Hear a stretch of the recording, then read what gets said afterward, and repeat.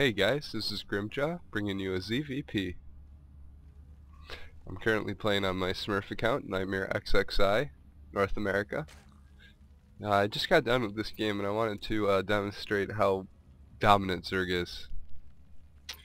As you can see, I am a Protoss player and I am playing both races at the moment. But I really do feel that Zerg has a way easier learning curve than Protoss.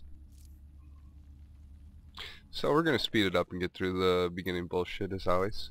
I'm spawning in the bottom right, he's spawning in the top right. Now when I'm playing Protoss, what I usually try to do is get a quick hatchery between 13 and 15, and then I get a pool following that. Now I know it might not be the most viable strategy, but it's what I've engineered as a Protoss player switching to Zerg.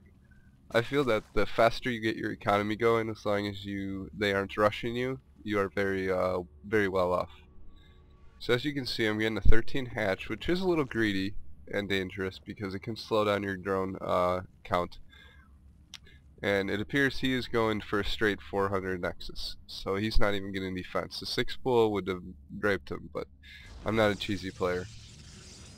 So I don't know how he know to build that greedy, but some players just play greedy, or they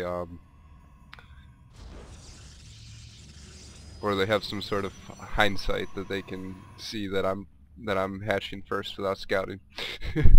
But it's alright, it still doesn't affect me.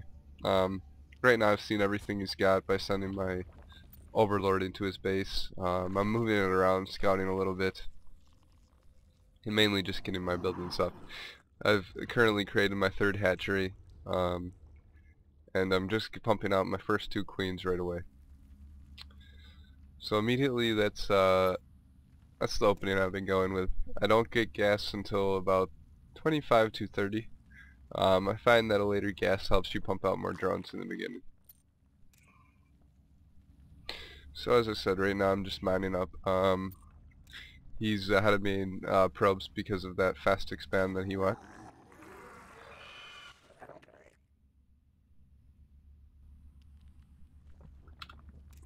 We're going to slow it down right about here to regular speed. Okay, so he's done a scout. He noticed that I expanded fast, and he's created a wall. Pretty good wall too for a ramp like this. But what this wall tells me is he's not going for an early third. So I have my Overlord position there, and I'm looking at the rocks too, and I see that he's not breaking them. So he's going to rush me.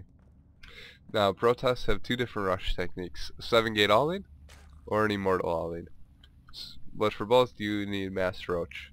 Infestor Ling will not defend, no matter how hard you try. The Lings just get force fielded. The Roaches too, but you'll see in this game I'm very good at dodging force fields. All you gotta do is bait them to force field and then move back. It doesn't matter if you lose a couple of starting Roaches, like 1 or 2 that you're charging in first, but I'll show you the micro that I use to avoid the force fields.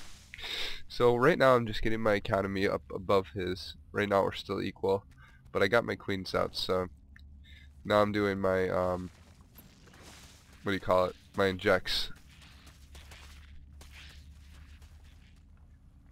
I got 3 different hatcheries going, 3 queens. I usually put my queens on number 3 and then number 9.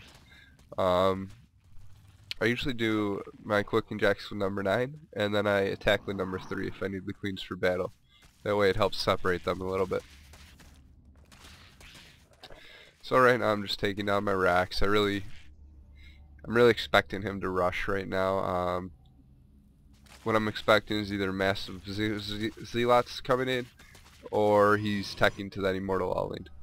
So he's going the 7-gate, which I kind of expected, as I said. It's very viable, but not if Zerg has a good economy going. So already I've saturated way above his probe count, and I start creating some roaches. 7 minutes and 50 seconds is about the time you want to create roaches, because you know that his 7 gates will be done by 8 minutes. And he's going to have warp gates. So if he rushed me and I didn't have any roaches, I'd be done. So I try to get as saturated as possible, and then as soon as I hit my saturation point, I just start massing roaches, along with drones at the same time.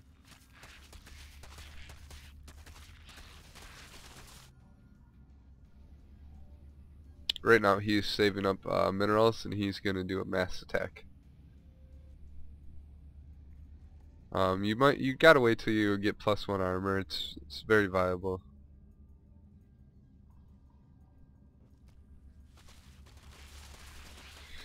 So I'm just breaking these rocks so that he can't trap me. A lot of times, if your rocks aren't broken, the Protoss will climb up here, force field this, and then get ready to take you on at your own choke. Which, as you can see right up here, you got a lot more attack distance than right down here, which you barely have any. I might be able to fit 8 roaches on there, but right here I can fit about 16 roaches, about double. So my choke up here is a lot better than down there. But these are giant ramps, as I said, and as you can see.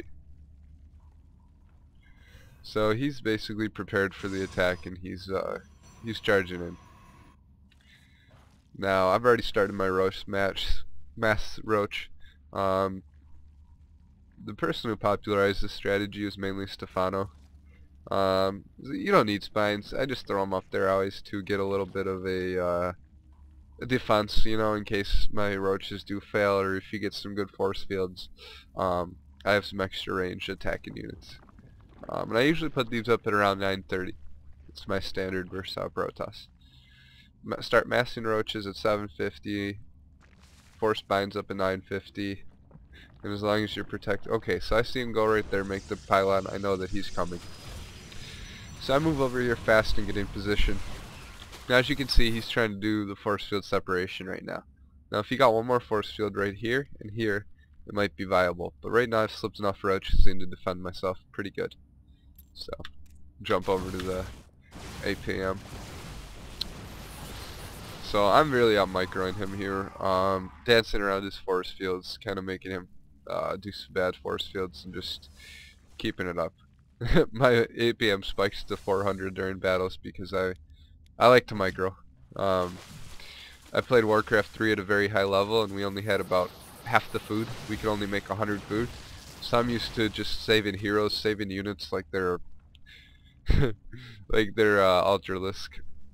I lied to him here, but you know, you gotta like exaggerate sometimes. I like I troll a little bit sometimes, but just for fun, you know, like nothing serious, and I don't mean any bad manner by it. So now he's cut me in half right over here, but what he doesn't realize is that he missed the force fields, put them too close together, so I can still slip in and out of there. So I'm just staying divided with my roach army, and I'm getting ready for his final attack. So he's done his final attack, and as you can see, I've already managed to surround him completely. So it's pretty much over at this point. I just keep walking around his units and hitting the stalkers.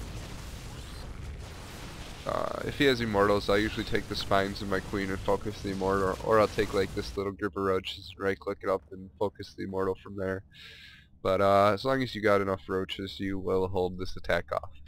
So this is how you hold the 7-gate attack off, and in one of my other replays I had how you beat Hydra with a 7-gate attack, so maybe Hydra can take some lessons from this game.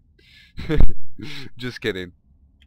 He's a very good player, but as I said, I like to mess around. So I hope you guys enjoyed this, and hope you guys learned a little bit. Keep tuning in. I'll keep posting. Thanks, and this is Grimjaw, and, well, my name is Graham. Grimjaw and Nightmare. Those are my 3 AKAs. This is Grimjaw out. Bye, guys.